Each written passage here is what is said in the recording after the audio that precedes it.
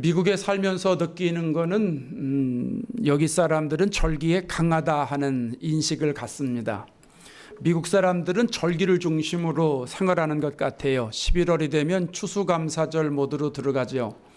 땡스기빙 데이가 끝나면 성탄절 모드로 들어갑니다. 절기에 따라서 쇼핑도 하고요, 선물도 사고요, 절기에 맞는 옷도 입고 다닙니다. 혹 여러분 미국 사람들이 성탄절에 어떤 색깔 자주 입는지 아시겠어요? 아시죠? 예, 포인세티아 이렇게 와 있고 이런데요. 성탄절 색이 빨간색입니다. 미국 사람들은. 그래서 성탄절에는 빨간색들을 많이 입습니다. 우리 성도들도 일부 예배 오신 분들 중에 몇 분들이 빨간색들을 입고 오셨는데 너무 이쁘더라고요. 교회력에서는 대강절 색은 자색이라고 그러죠. 자색, 펄포 그런 색인데 펄포 입고 다니는 게 이제 많이 힘들고 이러니까 아마 빨간색으로 대체하지 않았나 뭐 그런 생각을 갖습니다. 미국 사람들에 비해서 우리는 절기에 참 약합니다.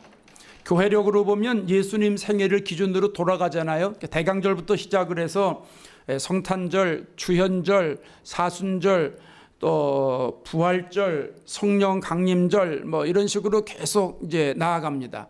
예수님의 생애를 중심으로 우리가 따라가면서 예수님의 인격을 담고 예수님을 삶을 본받는 그런 생활을 하기 위함입니다. 근데 우리가 좀 미국 사람들처럼 예수님의 일생을 따라서 절기에 맞게 우리도 그런 색상의 옷을 입으면 훨씬 더 신앙적이고 더 의미가 있지 않겠나 이런 생각을 합니다. 지난주에 말씀드렸듯이 요즘 무슨 절기죠? 대강절이죠. 대강절 오늘이 몇째 주일입니까? 두 번째 주일. 대강절이 몇 주까지 있다고 그랬죠? 4주가 있다고 그랬습니다. 대강절은요, 예수님 오시는 것을 기다리는 절기죠. 한자로 기다릴 대자에 내릴 강자를 쓴다고 말씀을 드렸습니다. 우리는 대강절의 의미를 좀 넓게 생각하면 좋을 것 같아요. 과거, 현재, 미래로 생각하는 거죠. 과거에는 예수님이 육신을 입고 오셨지요. 현재에는 성령으로 임하시지요. 앞으로 미래에는 영광 중에 다시 오십니다. 그래서 지난주일에 대강절을 현재적 의미로 우리가 생각하면 좋겠다 말씀을 드렸습니다. 오늘은 데살로니가 전서를 중심으로 재림하실 예수님을 기다리는 그런 대강절의 자세를 가지고 우리가 지내면 좋겠다 하는 생각을 갖습니다. 데살로니가의 전체 중심 주제는요, 종말론입니다. 크게 두 가지로 나누는데요, 예수님이 재림하실 때에 나타나는 현상에 대해서 기록하고 있고요, 예수님이 재림하실 때 성도들이 가져야 될 신앙 자세에 대해서 기록하고 있습니다. 이번 대강절 기간에 우리는 어떠한 신앙 자세로 예수님을 기다릴 것인가, 어떻게 예수님을 기다리면 좋을 것인가를 생각해 보려고 합니다. 첫째는 형제를 사랑하면서 기다려야 합니다. 10절 말씀을 보십시오. 형제 사랑에 관하여는 너에게 쓸 것이 없음은 너희들 자신이 하나님의 가르침을 받아 서로 사랑함이라. 여기에 형제는 믿음으로 구원받은 하나님의 자녀들을 말합니다. 난 크리스찬을 말하지 않습니다. 예수 믿지 않는 사람들을 가리키는 게 아닙니다. 근데 오늘 본문에 사랑이라는 말이 2번 나옵니다. 앞에 나오는 사랑은 우정을 말합니다. 형제들 간에 나누는 우정을 말하고, 뒤에 나오는 사랑은 아가파오라고 말합니다.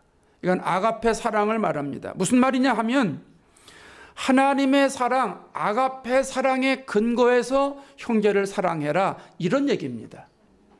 예수님 안에서 이루어지는 형제의 사랑, 이걸 말하는 거예요. 우리 찬양 중에 그거 있잖아요. 주의 사랑으로 사랑합니다. 주의 사랑으로 사랑합니다.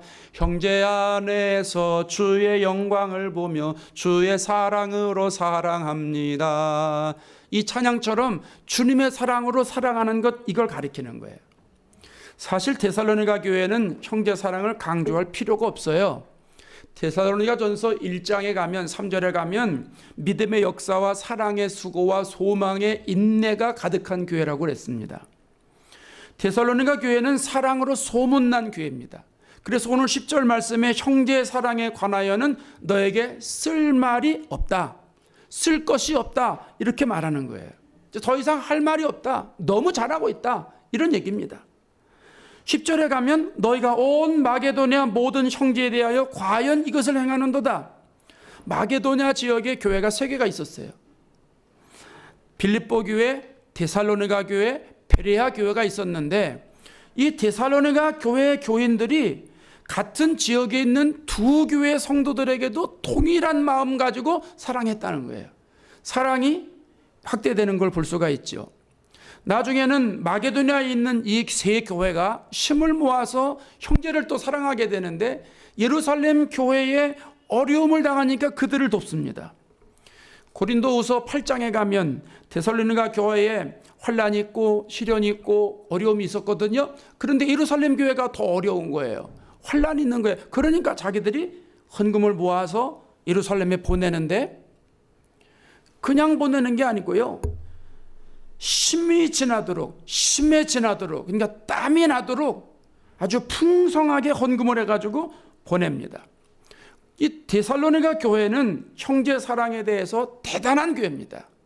형제 사랑하는 것은 어느 교회와도 뒤처지지 않는 교회입니다. 그러니까 말이 필요 없는 교회입니다. 자, 이 정도 됐으면 사도 바울이 너네들 교회는 최고다. 더 이상 뭐 다른 말이 필요 없다. 더 이상 바랄 것이 없다. 이렇게 말할 수 있는데 오늘 10절 후반절에 뭐라고 그러냐면 형제들아 권하노니 더욱 그렇게 행하고. 형제 사랑은 지속적으로 돼야 된다는 거예요. 형제 사랑은 어떠한 한계가 있어도 안 되고 식어져서도 안 되고 변해서도 안 된다는 거예요. 상황과 여건과 관계없이 계속해서 사랑해야 된다는 거예요. 여러분 언제까지 사랑하면 좋을까요? 예수님이 재림하실 때까지, 예수님이 다시 오실 때까지 형제를 사랑하면서 예수님을 기다리는 신앙 자세를 가지고 신앙생활해라. 이것이 오늘 하나님이 우리에게 주시는 메시지입니다. 우리가 알고 있듯이 성경은 여러 곳에서 형제의 사랑에 대해서 가르쳐주고 있잖아요. 스크린 보실래요? 갈라디아서 5장 13절에 오직 사랑으로 서로 종노릇하라. 종의 마음을 가지고 형제를 섬겨라. 이런 얘기입니다. 히브리서 13장 1절에 형제 사랑하기를 계속하고 중단하지 말라는 거예요. 한두 번으로 끝내지 말라는 거죠. 베드로전서 1장 22절에 거짓이 없이 형제를 사랑하게 이르렀으니 마음으로 뜨겁게 사랑하라는 거예요. 진실하게 사랑하라는 거예요. 진실한 마음을 다해서 형제를 사랑하라는 거예요. 여러분 대강절에 우리가 해야 할 일은 하나님의 사랑으로 예수 믿는 사람들을 사랑하는 일입니다. 내 마음과 마저 사랑하는 게 아니죠. 내 생각과 통해서 사랑하는 게 아니에요. 나와 인간적으로 친밀하고 가깝기 때문에 사랑하는 게 아니에요. 예수 믿기 때문에 사랑하는 거예요. 하나님의 자녀가 되었기 때문에 사랑하는 거예요. 로마서 12장 10절에 형제를 사랑하여 서로 우애하고 존경하기를 서로 먼저 하라고 그랬어요. 우애하는 게 뭐예요? 우애하는 게 아끼는 거죠. 친절하게 대하는 거예요. 존경하는 게 뭐예요? 존중하는 거예요. 아주 쉽게 말하면. 그러면 성도를 아끼면서 아주 귀하게 여기고 존중히 여기라는 거예요. 그런 마음 가지고 사랑하라는 거죠. 이성 간의 사랑도 보면은요, 사랑은 상대방의 눈에 맞추잖아요. 그 상대방의 어떤 상황이냐에 따라서 내가 거기에 눈을 맞춰요. 그래서 같이 돼요. 그 사람이 어려운 일을 당하고 있으면 나도 그 어려움에 같이 동참하려고 그러고, 그 사람이 기쁘면 나도 같이 기쁘려고 그러죠. 그 사람이 정말 이 고난 속에 있으면 그 고난에 어떻게 좀 이겨나가게 하려고 나도 같이 노력을 하고 이러지 않습니까? 사랑하는 사람이 마음이 울적해 있는데 나는 혼자 기뻐한다. 여러분 이건 사랑이 아니잖아요. 사랑이 아니죠. 사랑하는 사람 보고 어떤 사람은 흉보는 사람도 있고, 또 어떤 사람은 고쳐주려고 하는 사람도 있고, 또 비난하거나 비판하는 그런 사람도 있는데 그건 사랑이 아닙니다. 사랑의 가면을 쓴 위선입니다. 사랑하는 사람은요, 축복하는 말을 해줘요. 사랑하는 사람은요, 그 사람을 이렇게 세워줘요.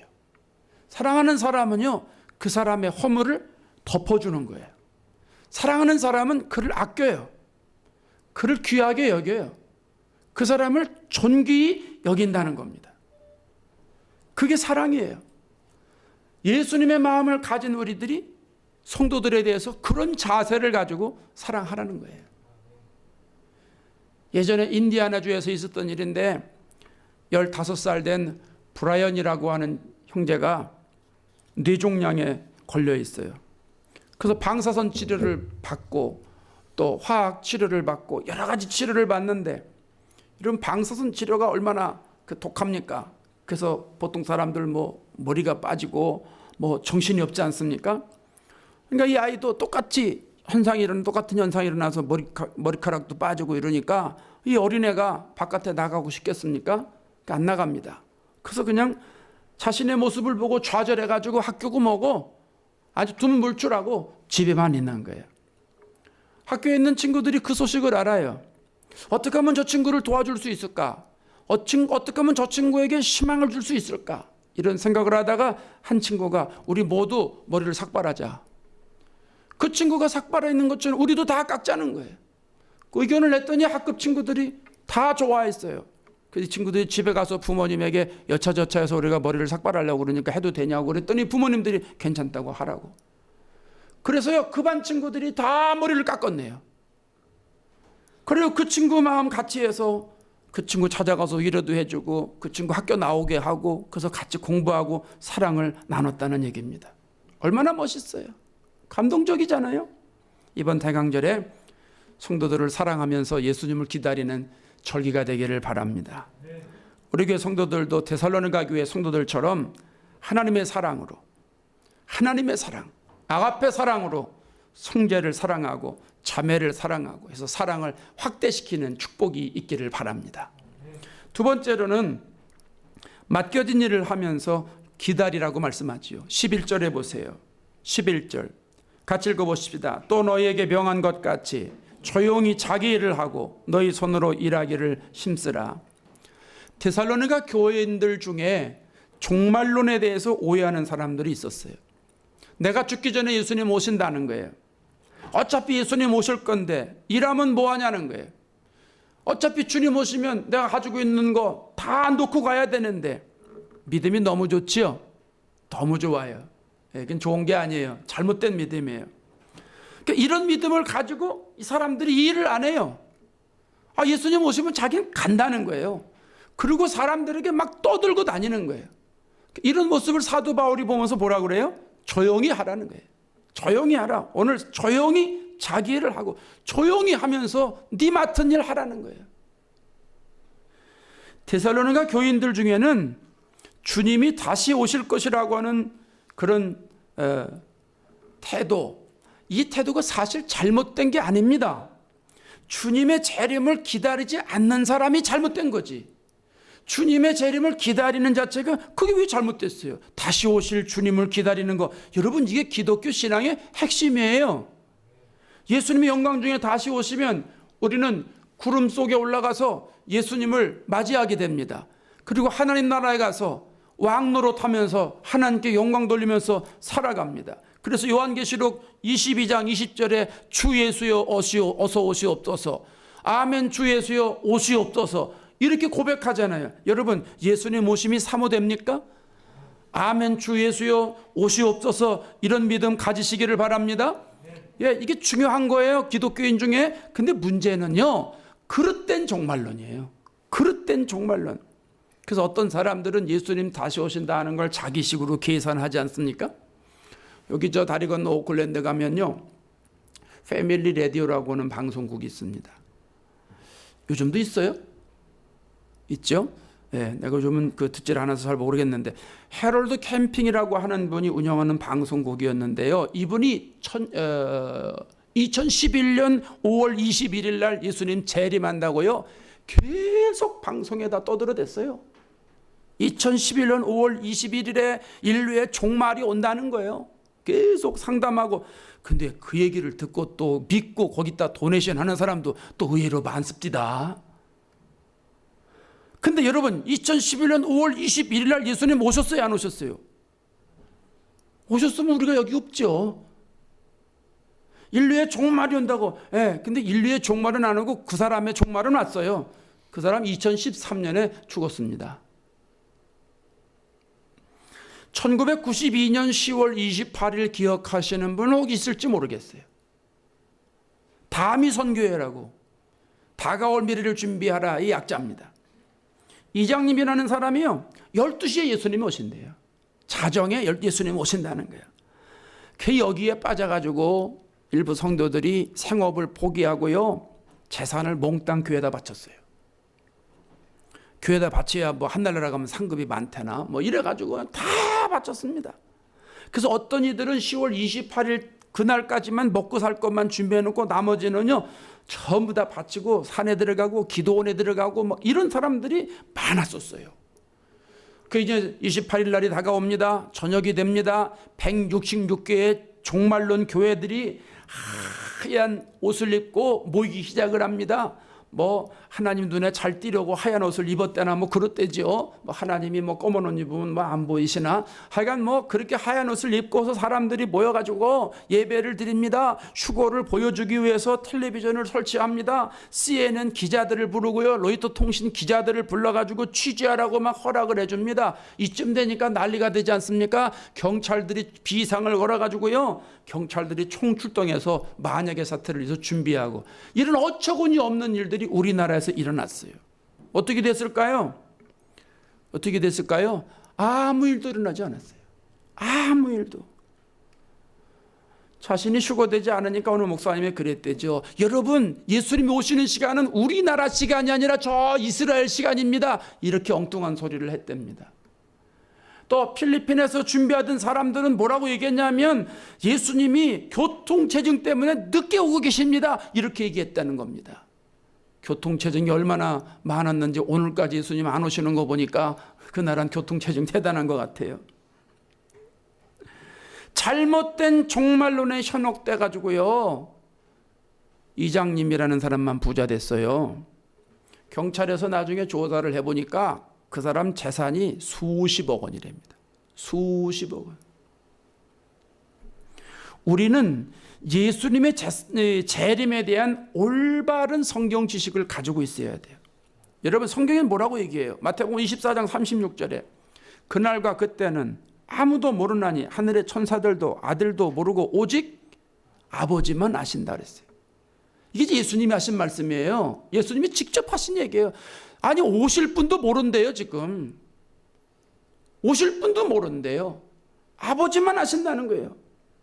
사도행전 1장 7절에 제자들이 얼마나 관심이 많아요. 예수님 뭐라고 그래요? 때와 기한은 아버지께서 자기의 권한에 두셨으니 너희 알 바 아니요. 언제 오십니까? 모른다는 거예요.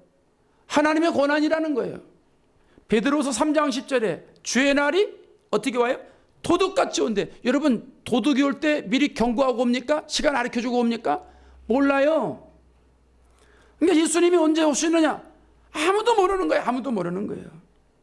근데 분명한 거는 예수님이 반드시 오시지만 그렇다고 해서 일하던 것 다 팽개치면 안 된다는 거예요. 여러분, 예수님이 재림하시지만은 여러분 재산 다 팔아가지고 교회에다가 바치면 그럴 필요 없다는 거예요. 예수님이 오시는데 일하면 뭐하냐? 이런 식으로 생각하면 안 돼요. 어떤 사람 가출하고요, 어떤 사람 기도원에 들어가고요, 산속으로 들어가고요, 별의별 사람 다 있습니다. 아니, 여러분, 성경에 예수님이 재림하시면 뭐 일하지 마시오 이런 구절 있어요? 일하기 싫은 사람 먹지도 말라고 그랬죠? 아니, 성경에 예수님 오시면 재산 다 팔아 교회 바쳐라 이런 말 있어요? 예수님 재림하시면 집에 가출해라, 산속으로 들어가라, 기도원 들어가라. 아니, 성경에 이런 말씀이 있냔 말이에요. 없어요. 우리는 단지 기도하면서 깨어 있으면 되는 것입니다. 예수님을 구세주로 믿는 확실한 믿음만 있으면 되는 거죠. 흔들리지 않는 믿음의 실력만 있으면 되는 거죠. 주님이 언제 오시든 그게 뭐가 두려워요? 그게 뭐가 두려워요? 공부하는 학생이 실력에 딱 준비돼 봐요. 오늘 시험을 보든 내일 시험을 보든 모레 시험을 보든 그게 뭐 상관이 있습니까? 아무 때나 봐도 상관없습니다. 문제는 준비 안 된 사람이 문제가 되는 거죠. 준비 안 된 사람이. 예수님이 내 구세주라고 하는 확고한 믿음만 있으면 되는 거예요. 2부 예배드리는 여러분, 예수님이 여러분의 주인이고 예수님이 여러분의 구세주라는 확실한 믿음이 있습니까? 그럼 되는 거예요. 할렐루야. 그 믿음 있으면 되는 거예요. 유명한 설교가인 조지 휘트필드라고 하는 목사님께 어느 교인이 와서 물었어요. 목사님, 내일 주님이 재림하신 목사님 뭐 하실 거예요?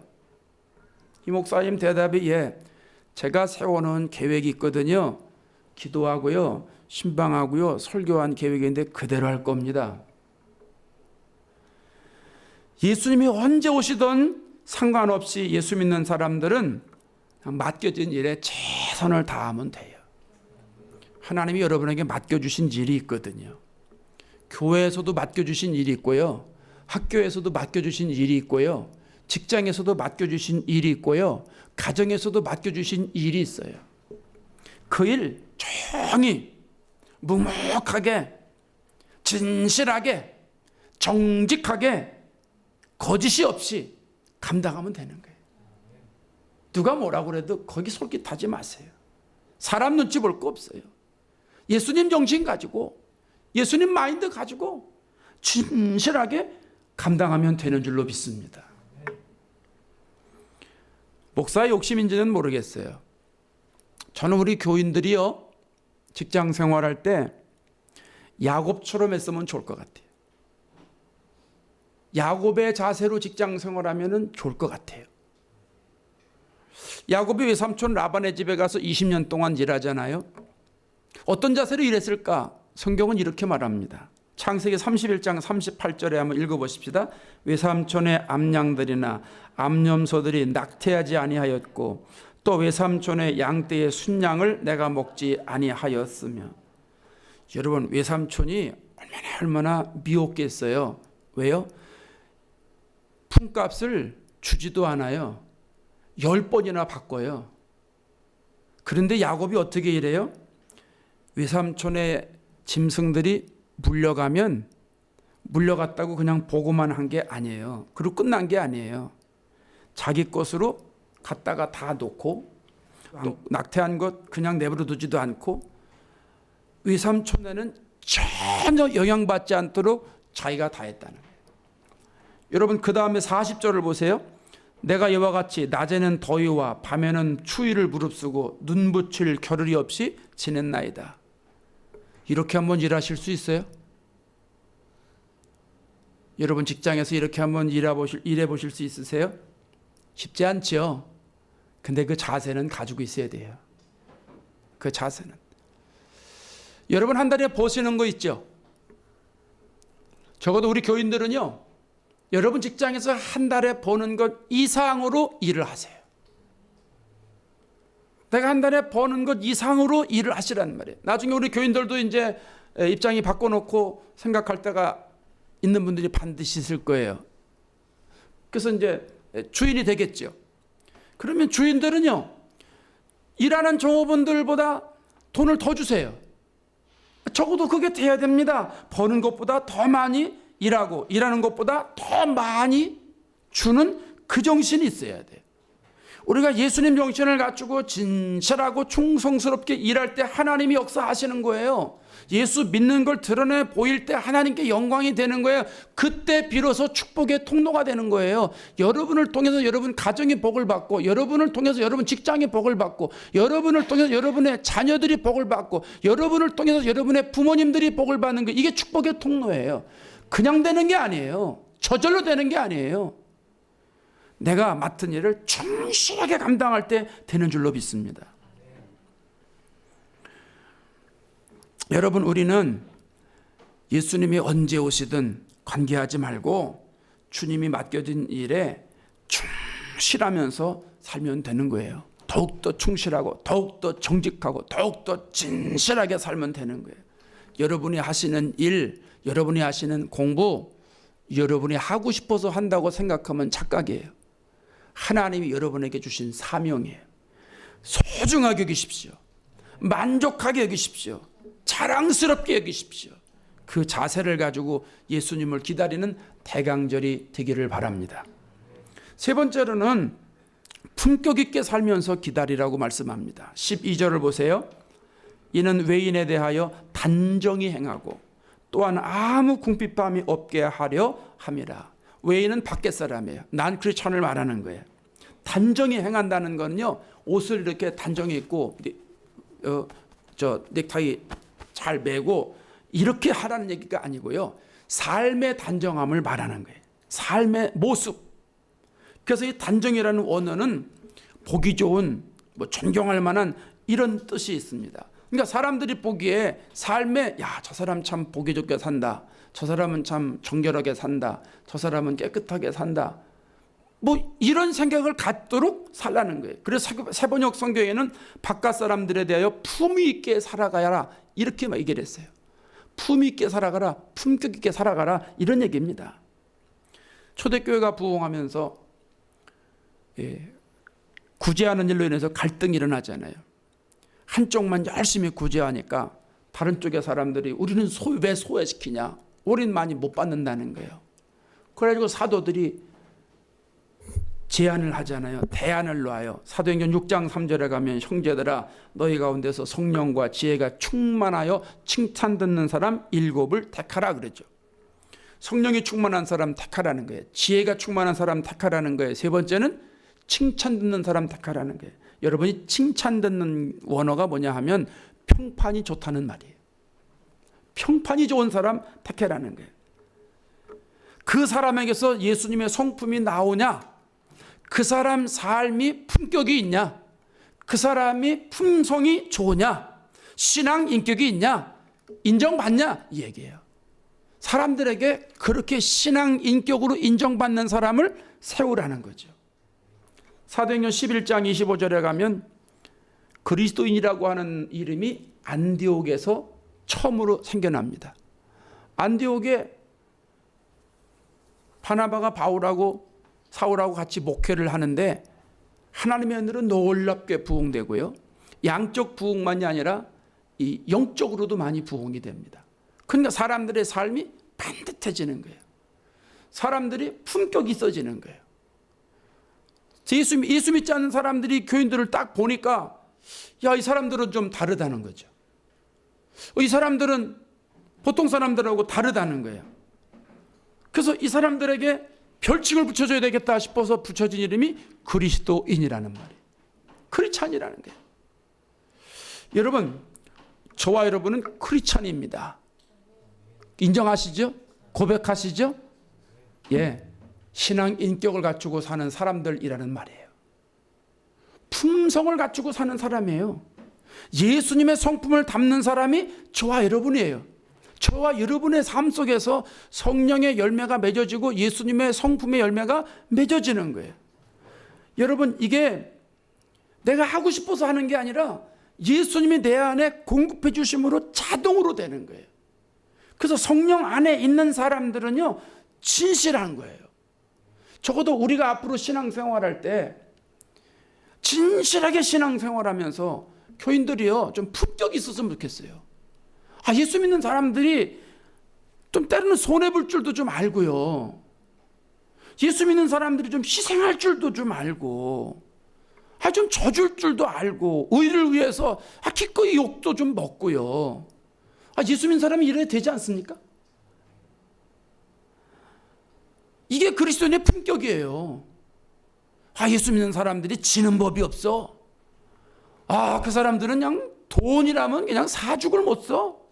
절대 책임지는 사람이 없어. 얼마나 눈치가 빠른지 몰라. 이건 예수 믿는 사람이 아니에요. 이건 정말 수준이 낮은 사람이에요. 그러니까 저와 여러분에게서는 예수님의 품격이 나타나야 되는데, 그러려면 성령의 능력으로 가능한 거예요. 여러분, 우리는 세상에서 조금 손해나도 괜찮아요. 하나님의 하늘에 신령한 은혜를 예비해 놓으시고 또 생명의 면류관을 우리들에게 놓아주시잖아요. 하나님 주시는 하늘의 상급이 있잖아요. 이 땅에서는 자녀의 권세가 있잖아요. 죄를 이기는 능력이 우리에게 있지 않습니까? 사람들을 하나님의 사랑, 아가페 사랑으로 사랑하는 그 영적인 파워가 여러분에게 있지 않습니까? 그걸 우리가 누리면서 좀 손해나면 어때요? 좀 욕먹으면 어때요? 예수 믿는 사람처럼 그런 넉넉함이 좀 있어야 되지 않겠습니까? 예수님의 성품을 좀 우리가 가지고 예수 믿는 사람들을 사람들이 인정해 줘야 되잖아요. 요즘에 우리 한인교회들, 한국교회 시급한 문제 중에 하나가 뭐냐 하면은 신뢰성 회복이에요. 인정받는 거예요. 존경받는 거예요. 요즘 누가 기독교를 신뢰합니까? 요즘 누가 예수 믿는 사람들을 존경합니까? 통계조사 내보면요, 기독교는 제일 아래예요. 다른 종교가 다 위에 올라가 있어요. 이게 좀 말이 아닙니다. 뭐 일부 교회, 대형 교회 어떤 목사님들이 문제를 흐렸다라고만 볼 수만은 없어요. 우리 모두 책임입니다. 나를 비롯해서 모든 성도들이 각성을 해야 돼요. 우리가 이제는 좀 품격 있게 살아야 돼요. 폼 잡고 살지 말고 품격을 갖고 살아야 돼요. 예수님의 성품으로 무장된 사람들이 돼서 우리가 하는 일을 사람들이 보고, 야, 역시 예수 믿는 사람은 달라. 역시 예수 믿는 사람들은 믿을만해. 저 사람들은 손해를 기꺼이 감당을 해. 뭐 이런 소리를 우리가 들어가면서 예수를 믿을 때 많은 사람들에게 복음 역사가 이루어지는 것이고, 많은 사람들에게 생명 역사가 전달이 되는 거 아니겠습니까? 이번 대강절 기간에 우리가 그런 마음 가지고 한번 살아가자는 거죠. 사랑하는 여러분, 대강절은 그냥 예수님 탄생하실 것을 무조건 그냥 기다리고 이런 소극적인 자세 가지고 있으면 안 됩니다. 우리는 좀 적극적인 자세를 가지고 해야 됩니다. 오늘 데살로니가 전서 교회들에게, 데살로니가 교회에게 주시는 말씀 속에 성도들을 사랑하면서 예수님 기다리라는 거예요. 아가페 사랑으로 진실하게 사랑하라는 거예요. 근데 여러분 주위에 우리 성도들 중에 어려운 사람 누구 있는가 찾아보세요. 여러분 학교 중에 예수 믿는 사람 중에 어려움 당하는 사람 누구 있는지 찾아보세요. 직장에 가셔서 예수 믿는 사람 중에 정말 고통 가운데 있는 사람 누군지 찾아보세요. 그 사람들을 아가페 사랑으로 품어주시고 사랑해주시고 격려해주시고 축복해주시기를 바랍니다. 하나님이 여러분에게 맡겨주신 일 그저 목숨 걸고 해야 됩니다. 그저 최선을 다해서 이 일을 통해서 하나님 영광 받아 주십시오. 이 마음 가지고 우리가 해야 된다는 거죠. 나는 그리스도인의 자녀인데, 예수님의 자녀인데, 이런 품격을 가지고 살아야죠. 옛날에 우리 교회학교 다닐 때 그런 노래 불렀어요. 왕왕왕왕 나는 왕자다. 이런 찬양 있었어요. 나는 하나님의 왕자라는 거예요. 여러분, 하나님의 왕자면 품격이 있어야죠. 삶에서, 말에서, 언행에서, 모든 인격에서 품격 있게 살면 하나님이 기뻐하시잖아요. 그렇게 살면서 대강절에 예수님을 맞이하자는 거죠. 이런 놀라운 은혜가 저와 여러분에게 넘치기를 주의 이름으로 축원합니다. 기도하겠습니다.